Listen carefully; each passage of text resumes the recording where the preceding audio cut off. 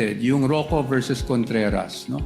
Nakasulat po doon that for a subpoena to be validly issued, when we talk about particularly describing yung kung ano yung hinihingi, it has to be evidence that is both relevant and material.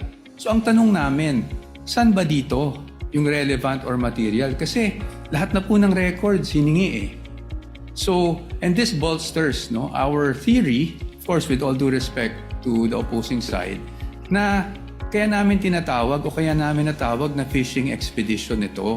Kasi lahat na ng records hiningi pero hindi naman matukoy which would actually be relevant, which would actually be evidentiary to the accusations they have made under the articles of impeachment.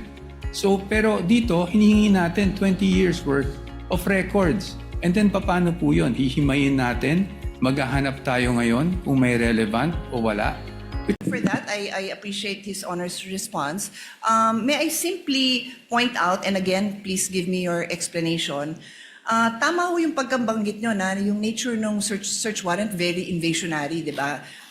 Because it requires that pasukin yung bahay, halughugin yung gamit. Pero hindi kaya invasive din yung paghalughog ng records? Is that not extremely parallel? I mean, is it not very similar in the sense that what is being questioned now are the very essence of somebody's savings, earnings? So, which we have to agree. I think there's no doubt that that is protected. But in fact, His Honor is saying that it would fall under the police power. So, imbis na papasukin mo sa bahay na nandun yung mga dokumento, you will do the same by asking these agencies, whether it is the BIR, the banks, or AMLA, to now reveal these documents. So that's my question. Is it in the prosecution's, is it the point of view of the prosecution na iba yun? Hindi ba invasive yun? Kayo gumamit ng word na invasionary, no, but I'll use invasive, I think. Yeah. Anyway, please answer, and then we'll give the floor to the defense, Mr. Presiding Officer. Counsel for the panel for prosecutors may Thank you, Your answer as he pleases. Yung pong search warrant, kung ano man ang makuhang ebidensya doon, ay direktang binibigay po yun sa court, and that is now considered as evidence by the court that issued the search warrant. Iba po ang subpoena, dahil pag naglabas ang isang hukuman ng subpoena, itong mga records ay hindi po siya considered yet as evidence. Yan po ay ipoproduce lang, dadalhin lang po sa korte, and now it is up to the parties, and I refer to both parties, to decide which of those documents may be relevant in terms of the evidence that they are that they need to present. Yung pong nakikita po natin sa subpoena, it is not in any way invasive because, as I mentioned earlier, and as pointed out by Senator Enrile when he was the presiding officer in the Corona trial, we are simply having those documents produced. The admissibility of those documents will only be determined after, if offered by the parties. Kaya po sa aming mga pananaw ay malaking-malaki ang pagkaiba ng search warrant sa subpoena. Your Honor, may I be With the permission of the lady Senator Judge, counsel for respondent may now give his answer to her query. You may proceed, sir. Thank you, Your Honors. Your Honors, ang posisyon po ng depensa dito ay subpoena and a search warrant are very much similar in that both are compulsory processes. No? So, yes, hindi tayo papasok sa bahay ng isang tao o ng nasasakdal, but it will be intrusive because we will be opening up all the financial transactions for sabi nga dito, almost 20 years of the respondent. Kaya po, katulad ng isang search warrant, the things that we are asking for through a subpoena must be particularly described. Kanina po, nabanggit po ng aking kagalang-galang na opposing counsel na particularly described na po yung kanilang naisulat. However, the defense does not agree with that proposition because if you look at it, tama naman po, nakasulat po dito ng hinihingi nila ay account opening and maintenance records, KYC documents, information files, signature cards, all account and transaction records, ledgers, journals. Basically, Your Honors, this is everything. Ibig sabihin, ni-specify lang nila ang nilalaman ng lahat ng bank records ng respondent. So in our view, Your Honors, while they took pains to specify each and every document, the truth of the matter is they're asking for everything. Ngayon, pagdating sa subpoena, and even in the case they cited, yung Rocco versus Contreras, no? Nakasulat po doon that for a subpoena to be validly issued, when we talk about particularly describing yung kung ano yung hinihingi, it has to be evidence that is both relevant and material. So ang tanong namin, saan ba dito yung relevant or material? Kasi lahat na po ng records hiningi eh. So, and this bolsters our theory, of course with all due respect to the opposing side, na kaya namin tinatawag o kaya namin natawag na fishing expedition ito. Kasi lahat na ng records hiningi, pero hindi naman matukoy which would actually be relevant, which would actually be evidentiary to the accusations they have made under the articles of impeachment. So, pero dito, hinihingi natin 20 years worth of records. And then, paano po yun? Hihimayin natin, maghahanap tayo ngayon kung may relevant o wala. Which brings me back to yung BIR records. Nakaseal po yung box. So I would say, both parties, hindi natin alam kung anong nasa loob nun. Yet, we're hoping na somehow, pag nabuksan yung box na yon, meron po tayong makikitang ebidensya. And that's why, again, with all due respect, we called it a fishing expedition. Kasi hindi naman na-identify kung ano mismo doon yung pwedeng ebidensya laban sa sinasabing unexplained wealth umano ng Vice Presidente. So, with the question, for us, yes, the Stonehill case, Stonehill versus Diokno, directly applies to the current proceedings. Kasi nga po doon, sinasabi talaga na dapat specified yung hinihingi, particularly described and relevant. But as of this point, they're asking, Your Honors, for all of these things. And again, while they specified each and every document, kung babasahin niyo po ng mabuti ito, they're actually asking for all bank records without, in fact, telling us which transaction is relevant to their accusation, which transaction will actually support their accusation. Yun po yung aming pananaw dito sa tanong ng ating kagalang-galang na hukom. Thank you po. If Your Honor, please may be allowed to respond. Hold on, counsel for the panel of prosecutors. Senator Judge Pia is the one asking the questions. Unless it's not a debate between the two counsels. You're merely responding to answers from questions by senator judges. I actually prefer not, pero alam mo na, baka sabihin naman na may bias tayo pag di ko naman pinayagan. Di payagan. no, I defer to... Senator Judge Pia, you asked the question, they answered. It is not for the opposing counsel to answer points raised. They had that chance when they did their oral arguments, rebuttal and surrebuttal. You may proceed with your question, Senator Pia. Sige, my question is, what is your question? Or what is your comment? Go ahead. But keep it brief. Keep it brief. Thank you so much, Your Honor. I just wanted to point out that this is the first time actually an impeachment court is faced with the challenge of determining whether the charges of unexplained wealth are valid or not. And yung previous Corona case, hindi po pinayagan ng impeachment court yung Article 2.4 ng Article 2. At kung ang magiging batayan po natin ay yung naging mga desisyon ng ating Korte Suprema, sinabi mismo ng Supreme Court in several cases na pag ang usapin ay unexplained wealth, kailangan makita yung kabuuan ng kinita ng isang lingkod bayan at yung mga dineclare niya sa salian. Just to quote just a very short portion, sabi ng Supreme Court from the same case I cited earlier, the Ombudsman's failure to account for all lawful sources of income, including proceeds from business ventures and government benefits, further weakens the allegation that Rafael's wealth was unexplained. The incomplete assessment disregarded his accumulated assets over decades of public service, making it impossible to determine whether his property acquisitions exceed his legitimate financial capacity, end quote.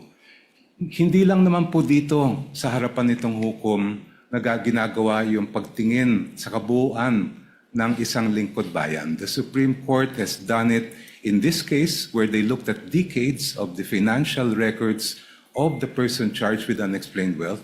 And it has also happened in the cases of Rabusa and Ligot, which were decided recently by the Honorable Court. Thank you. Your Honor, may I at least be given just 1 minute to respond to that, Your Honors? But of course, I will submit to the Senator pleasure Judge of course, the I Pia will, yield. guess, Of give course, I you yield. the same opportunity, I'm assuming. Yes, Your Honors. Again, hindi ko po tinutuligsa o ino-oppose yung mga na-mention na case ng aking distinguished opposing counsel. However, those cases do not involve impeachment. And why is that relevant? Because in impeachment, as we have said, merong allegation ng unexplained wealth pero wala naman pong nakasuporta na mga documents para makita natin ano ba yung basis na naging aligasyon. Pangalawa po, again in impeachment, according to the case of Duterte versus House of Representatives, meron po tayong tinitingnan kung ano ba talaga ang impeachable offense. At yun po ay again, offenses or acts or omissions committed while the public officer is occupying the impeachable office and in relation to such office. That enough, Your Honors, is very clear under the decision. That is all, Your Honors. Thank you, Counsel for Respondent. Senator Judge Pia, may proceed.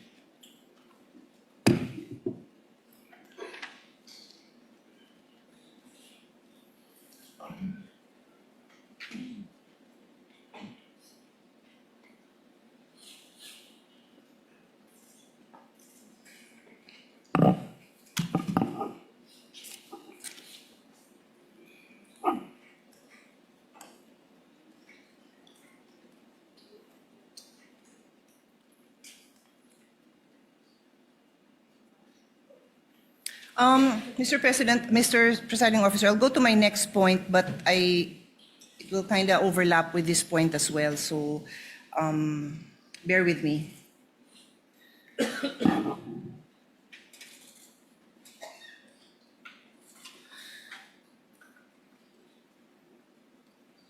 My next point, Mr. Presiding Officer and parties, is still on due process. This is the requirement that every pleading must allege ultimate facts and must not contain conclusions of law. So again, I'll start with an example. If, for example, if there's a case filed, no, and sabi, si Juan robbed the house of Mario. So para maintindihan ng mga kababayan natin, Juan robbed the house of Mario. That is a conclusion of fact. Nangyari na daw yun. And if there's another allegation that says, therefore Juan is guilty of robbery, that is a conclusion of law. So, again, I try my best not to be technical. I would have wanted to be a teacher if not a lawyer, so I do like to be able to explain things well. So, ang hinahanap dito is, bakit mo, gusto mong patunayan yung facts mo? Yun yung kailangan sa ultimate facts. Kailangan mo patunayan, bakit mo sinasabing Juan robbed the house of Mario. Di sasabihin mo, ang ultimate fact dyan example is si Juan ay nakita dun sa vicinity ng bahay ni Mario. Tapos ito si Mario, narinig na nagsisigaw na ninanakawan kami, whatever. Tapos yun, meron siyang testimonya na ano yung nawala sa kanila. Tapos may nakakita na kamukha ni Juan yung nandun. Tapos namukhaan nila, na-describe nila na 5 feet 10, medyo mapayat, ganon. So yun yung mga ultimate facts na later on sa evidence, patutunayan. That's just very general, no? And then later on, para nga mapatunayan yung robbery, i-allege ngayon yung elements of the crime that constitute robbery. So, nung di pa ako abogado, di ko naman alam ang difference ng robbery and theft. Yung robbery kasi qualified yan eh. So pumasok siya sa bahay using violence. That's what makes it robbery. So kailangan i-allege yun. Sorry to be a bit technical. Alam kong yan ang phrase of the day. Let's not be technical. Phrase of the week, phrase of the month. But we have to be able to explain these things in a way that people understand without forgetting that these are rights of the defense and rights of the person who is being tried here, and kailangan maliwanag yung ating mga accusations. So, my question now goes to both the prosecution and the defense. I know that the defense, in their answer, questions the failure of the complaint or the articles to allege ultimate facts, and therefore, I think they filed the case before the Supreme Court. I'll give you your time to answer because I don't really recall that I heard it mentioned in the oral argument. So, again, with the permission of the presiding officer, papasadahan ko lang naman na nabanggit ko yun na nandyan yan sa nandun sa memorandum, pero hindi ko naalalang, I'm just speaking naman for myself kung ano yung mga sinabi ko dun sa aming meeting, na hindi ko naalalang nabanggit. Baka naman nasabi, hindi ko lang naalalang na-emphasize kasi nga limited yung time. But I do recall that it's in the complaint, it's in the answer, and then it's also in the memorandum. So, pinopursue nyo pa ba ito? Kasi me as a judge, importante to kasi paano ba didepensa ng maayos kung hindi nga nag-a-allege ng ultimate facts that go into the case. And then, for the prosecution naman, may I ask you kung saan because bawal ho na tanungin ko for you to state your case. I cannot do that, no? But what I'm asking is if you can point out sa inyong articles kung saan doon yung allegations of ultimate facts. Kasi public document naman yan eh. Para lang maaral ko na asan dyan yung allegations nyo of ultimate facts. And this is where, before I pass on the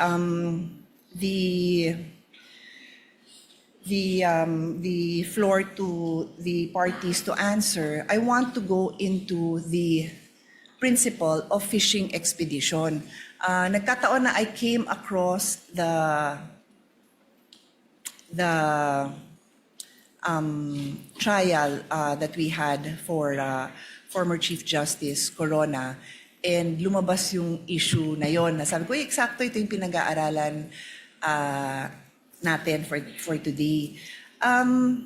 Yung fishing expedition, and no less than the defense had to explain it in Filipino kasi sabi, baka hindi alam yung ibig sabihin ng fishing expedition, pangingisda ba daw yun? Parang hindi naman daw yun yung translation. No? Pero ito yung naghahagilap ka ng ebidensya kasi wala kang ebidensya. So I'll go back to a case and sama nyo to sa response nyo. Doon po sa kasong Afluencia versus Metrobank in 2014, humingi dito ang petitioner ng motion for issuance of subpoena ducis tecum ad testificandum at sinabing padala daw ng documents relative to their loan to Metrobank, as well as those covering extrajudicial foreclosure. Sabi ng Supreme Court, this is tantamount to building their whole case from the evidence of their opponent. Bawal daw yun. Hindi daw pwede na yung kaso mo, nakabase lang dun sa, sasabihin mo dun sa kabila, labas mo nga lahat ng meron ka dyan. No, your case has to be built. Yung evidence mo has to be there. So I will also ask both parties, is that jurisprudence relevant to this case for the prosecution and then also for the defense? And then let us also include a discussion on why this is or is not a fishing expedition. Yun nga, napaka-importante po kasi ito dahil it is ingrained in a complaint na yung allegations mo ng ultimate facts, mapoprove mo ngayon yun with the evidence. Hindi pwede na wala kang ebidensya, hihingin mo lang ng hihingin by way of subpoena. Clear po yun sa batas. Kaya nga gusto kong ipaliwanag nyo sa akin, educate me why this applies, why this is not a fishing expedition, why the case I cited does not apply, because I assume that's the position of the prosecution. And then for the defense, ano naman po yung position nyo? Salamat. The counsel for respondent will give his answer first with respect to the question of Senator Judge Pia on ultimate facts as well as on fishing expedition. Thereafter, counsel for the panel of prosecutors. You may proceed, sir, when you're ready. Thank you, Your Honor. Pagdating po doon sa sinasabi namin na lack of ultimate facts. No? Ito po yung nagsimula pa lang doon sa Committee on Justice when the impeachment complaints were filed. Because the allegation, and I'll stick just with this, I believe, Article 2. No? Pagdating po kasi doon, there was an allegation of unexplained wealth. Pero wala pong nakasulat kung saan nila nakuha, ano yung basehan ng unexplained wealth na yon. Ano yung act na ginawa ng Vice Presidente, kailan yon ginawa. At so sa amin, para masabi nilang nagkaroon ng unexplained wealth. Ang basic, if I may remember, was really just the fact na yung SALN niya ay lumaki from 2007 to 2025, which sa aming palagay does not show any factual allegation whatsoever, except for the fact that it grew bigger over a span of 20 years. Pangalawa, wala rin pong naka-attach, which I mentioned in the oral arguments last week, na kahit anong ebidensya or kahit supporting document man lang, huwag na nating tawaging ebidensya, supporting document that will support any allegation whatsoever of unexplained wealth. And that is why, nabanggit ko rin, na after the allegations were made, and this is even more significant, after the respondent had filed her answer, na tinawag pa nga nilang non-answer, doon lang po naghanap ng mga ebidensya na sakaling makasuporta doon sa aligasyon na iyon. That's very important for us because we had already filed our answer before AMLAC documents were suddenly produced with the issuance of subpoenas, before the BIR box we're concerned, that we are concerning ourselves with was presented before the Committee on Justice. Nasa panahon na yun, tapos na po kami sumagot. In fact, when they were saying that it was a non-answer, to be very candid with everyone, we wanted to say because it was a non-complaint. Kasi walang ultimate facts na naka-allege for us to even answer. Now, before this honorable court, I do recall that in our answer, we also took pains to discuss the lack of ultimate facts and also what we feel were violations of due process before the Committee on Justice, or at least with the proceedings that were conducted before the Committee on Justice. And that is also why we have a pending motion for exclusion na ikinalakip namin dun sa answer precisely because we were objecting to the fact that these pieces of evidence were produced after we had already filed our answer. Now, on the fishing expedition, I think on the fishing expedition, Your Honors, our main point is this. Even if we read the twin requests for subpoenas, ulit-ulit po, nakasulat po doon, because this may show context, because this may show, prove something. At para sa atin, this only shows, and at least, again, on the part of the defense, this is somewhat already an admission na hindi pa nga nila alam kung ano mismo doon sa mga hinihingi nila ang pwedeng sumuporta sa mga aligasyon na unexplained wealth.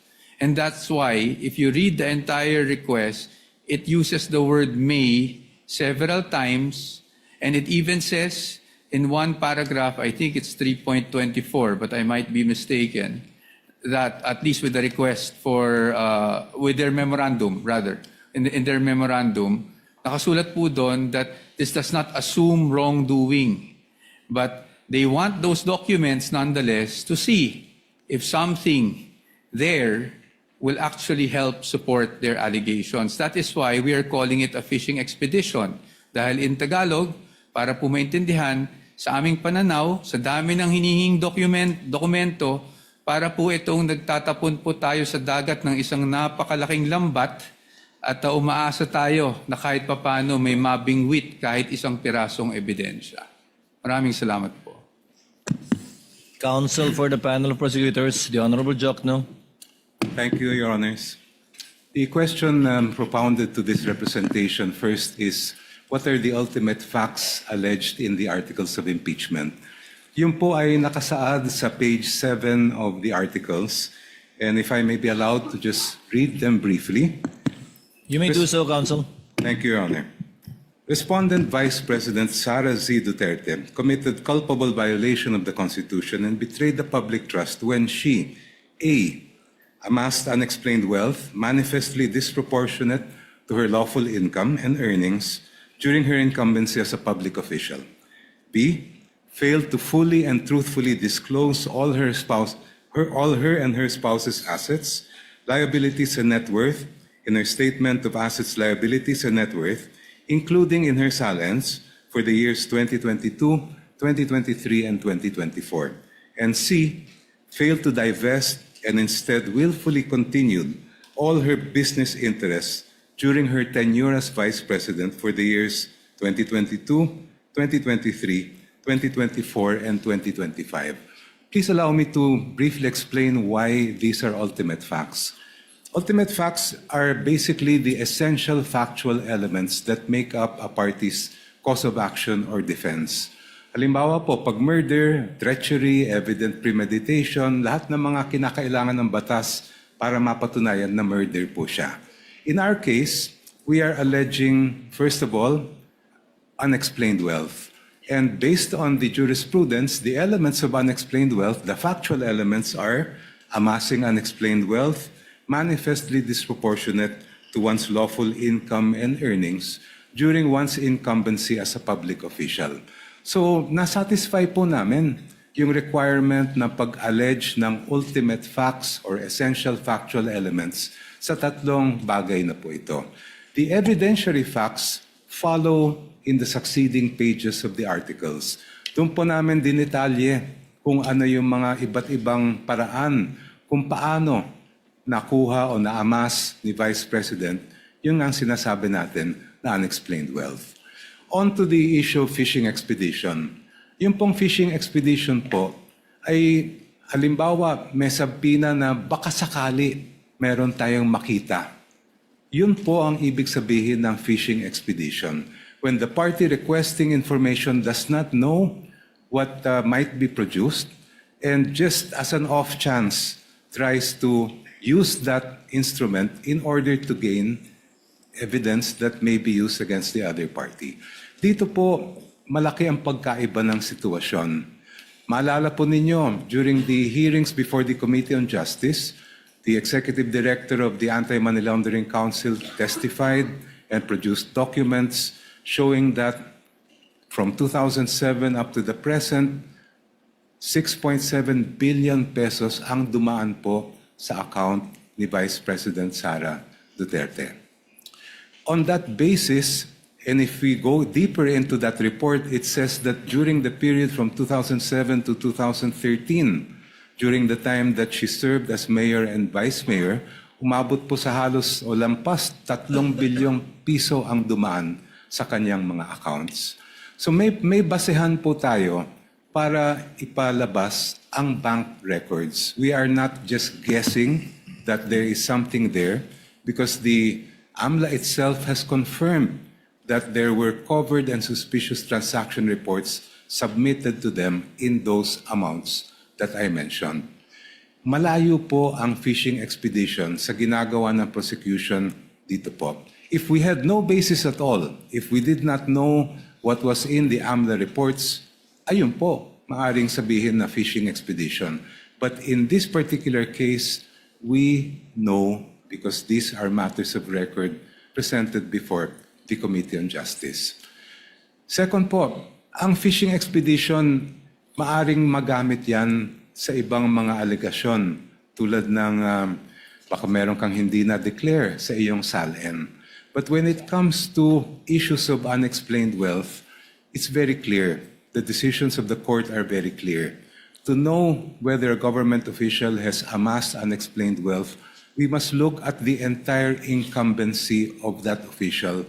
Starting from day one, we look at their SALN, we look at all the income that he or she has earned, both lawful and not, and from there we make a determination whether there was unexplained wealth or not. For these reasons, Your Honors, the fishing expedition argument, in our view, is totally untenable. Senator Judge Pia, you have further questions?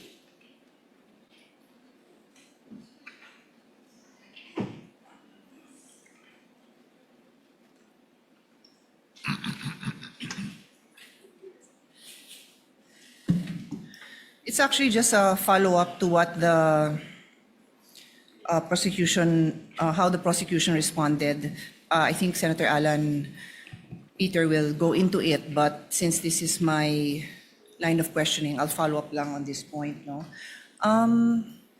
His Honor, I earlier mentioned the fruit of the poison tree doctrine. And ulitin ko, pagka yung pinanggalingan ng information nyo bawal, hindi nyo na pwedeng gamitin yon. So, His Honor said, I'm referring to Congressman Prosecutor Chel Jokno, they know the contents of the AMNA report, something to that effect, because it was presented in the impeachment hearing in the House. That is correct, right? That is your statement? Yes, Your Honor. Yes, oo. And I asked my question, and again, I will give both parties the opportunity to respond. Ano yung basihan na i-reveal ng AMLC and their representatives sa inyo in the impeachment hearing in the House? Because ang nakasaad sa law, I don't even want to use my understanding of the law because it's what is read in the law. And I won't take up the time of this court na isa-isahin ko yun, pero nakasulat doon na confidential ito. So ano yung basis na mailabas yun doon sa impeachment court? Because, and since the mga allegations na meron kayo. So that's my question. During our caucus, isa din sa lumabas na discussion, pero allowed ang AMLC and the specific officers to share that information. But the specific provision of the law, and please, both counsels, please respond, please elaborate on how this supports or does not support your case. A specific provision dun sa batas, yung sharing of information na yon, sabi, oy, kayo AMLC Council, mag-develop kayo ng rules kung paano kayo makakapag-properly share sa agencies. I believe, and again, you feel free to elaborate on this or correct me, that's referring to the bank institutions, the AMLC hierarchy, and the agencies they deal with, not in court. Because, ulitin ko, nakasulat doon, confidential. So, I will leave this here, that if it is confidential, it does not allow that this be divulged in the manner it was divulged. Then how do you use that? Because that is precisely the doctrine of the fruit of the poison tree. Please take your time to tell us why that information is not the fruit of the poison tree, and obviously for the side of the defense, they will tell us why they believe that it is the product of the fruit of the poison tree. Thank you, Mr. President. Counsel for the panel of prosecutors will please respond. Your Honor, Section 8A of the Anti-Money Laundering Law is really intended to prohibit or prevent leaks by officials of the Anti-Money Laundering Council. But it was never intended to prevent subpoenas coming from courts, including the impeachment court. Almost every week, the Sandigan Bayan issues subpoenas for AMLA records. And despite what would appear to be a very categorical prohibition contained in that section, every time subpoenas are issued by the Sandigan Bayan, they are honored by the AMLA and no one is questioning them. Ganun din po itong impeachment court. The subpoena issued by this impeachment court is for the purpose of determining accountability based on the power that is expressly given by the Constitution. Ang amin pong paniwala is that confidentiality cannot trump accountability. Thank you. Counsel for respondent, may Thank you. reply.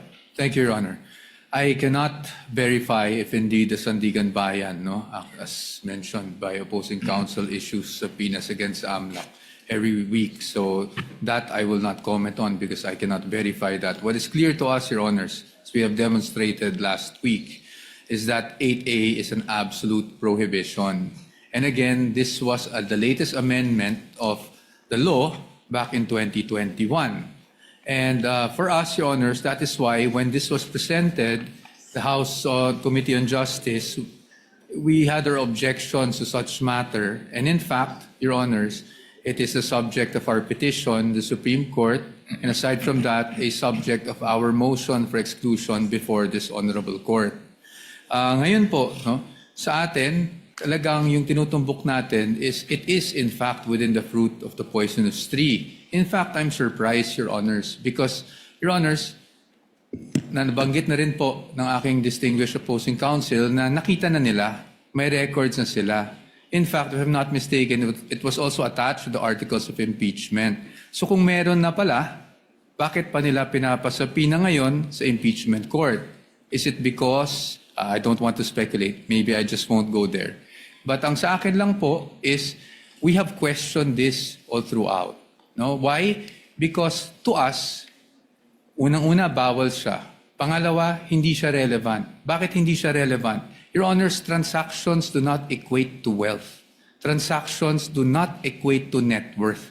Especially if tinatali natin siya sa SALN. Because transactions happen over the course of the year, and in this case, years. Well, when you talk about SALN, we talk about net worth on a specific date in time, which is December 31 of every year. So sa atin po, ang aming pananaw dito ay hindi po relevant at hindi po, it will not directly show anything about wealth. Kasi, again, AMLAC transactions do not equate to net worth of a certain person. And that is why, Your Honors, we have opposed this. And we have opposed this since the time it was being presented at the House level. Thank you, Your Honors. Just for the record and for the information of the Senator Judges, I'm not sure about the Sandigan Bayan issuing a subpoena every week as well against AMLAC. But I'm well aware, the court is well aware of cases decided by the Supreme Court precisely on subpoenas issued by the Sandigan Bayan vis-a-vis the AMLC. Senator Judge Pia, can you wind up? Such statement in the Duterte case as obiter dictum, and I'd like to reiterate, it's very important that we all understand and come to our own conclusions because many, many times during this trial, and even in the decision we'll have to make, this question will play a center, will be front and center. So may I ask Attorney Poa, do you think that statement was a obiter dictum? As stated, Your Honors, thank you for the question. As stated last week, Your Honors, it is our position of the defense that that is not obiter dictum, precisely because, Your Honors, it is our theory that when the Supreme Court decided the case of Duterte versus HOR, the point that the one-year bar was triggered is precisely because there was a violation of due process. That's why if you read the decision, Supreme Court, through the words of course, Senior Associate Justice Marvic Leonen, painstakingly discussed what due process is actually in an impeachment proceeding. And in fact, there was a line in that decision that says that they wanted to clarify the guidelines on impeachment proceedings. Further to that, Your Honor, hindi lang po sa decision, pero pati po doon sa binibigay na primer or summary ng Supreme Court bago nila ilabas yung buong decision, they enumerated the guidelines, which were around 7 points, if I'm not mistaken. And the 6th point is actually on what is an impeachable offense. And in fact, we have prepared copies of that primer for the Senator Judges, which we can distribute, so that makita po nyo na while ang effect ay na-trigger yung one-year bar, it was really due process that the Supreme Court was discussing in that case to guide. Yes. Commission Counsel for Respondent, kindly submit that to the Clerk of Court. Yes, Your Honor. Thank you. You may proceed, sir. So while as I was saying, Your Honors, while ang end result is na-trigger yung 1-year bar and that's why void yung naging first round of impeachment, ang talagang pinag-uusapan ng Supreme Court dito is the observance of due process in every stage of the proceeding. And that is why it is very important na mapag-usapan natin na yung kasama doon is really kung ano ba talaga ang isang impeachable offense. At nakasulat doon, if I may quote, the basis of any charge must be for impeachable acts or omissions committed in relation to their office, meaning in relation to their impeachable office and during the current term of the impeachable officer. So that is why, Your Honors, it is the view of the defense na hindi po obiter lang itong pronouncement ng Supreme Court na to as to what constitutes as an impeachable offense. Yes. I'm not texting. I got on my phone the Duterte versus House of Representatives because, of course, my follow-up questions was to get into the mind of the prosecution when to apply the Duterte case and when not to. So, but I'll still ask you the same question. So, what's more logical, that the due process requirement that the acts committed should have been on the term is also applied to the other modes or just to the 1/3 mode? All modes of impeachment, Your Honor. That is our position. Kasi po, we would veer into absurdity, no? Na kung dun sa 1/3 mode tayo, ang impeachable offenses limited lang sa term, pero pagdating doon naman sa other mode, which dinaanan, admittedly, at yun ang dinaanan nitong current proceedings natin, mag-iiba ang definition ng impeachable offense. I do not see any logic on why there's a difference because an impeachable offense is an impeachable offense. So para po sa atin, that should apply. And in fact, the Supreme Court did not make a distinction as to the guidelines that it laid down in that decision, Your Honors, please. Yeah, so in the first page, sabi dito, second, considering the nature of the offices and the institution that are subject to impeachment, its effect on the independence of constitutional departments and organs, and its nature as a constitutional process, all legal issues involving impeachment proceedings are subject to judicial review. While the court does not determine when, who, and whether an impeachable officer may be removed and disqualified from political office, it has the duty to construe and process mandated by the Constitution. So is this for you part of the ratio decidendi, or is this a obiter dictum? Ratio, Your Honors. In fact, that's why the Supreme Court, when it started the decision, said that the end does not justify the means, no? Because it was precisely discussing the means. Ano ba yung dapat nating sinusunod na proseso? So since we're talking about subpoenas, we'll go to the end and the means, the justified means. With the permission of Senator Judge Allen, I would just like to get the assent of the counsel from the panel of prosecutors. The documents sought to be distributed by the counsel for respondent is a July 25, 2025 discussion on the Duterte v. HOR on the 1-year bar rule. Again, it's dated last year. With the permission of the prosecution, we shall distribute it without prejudice to the counsel for the panel of prosecutors to also furnish whenever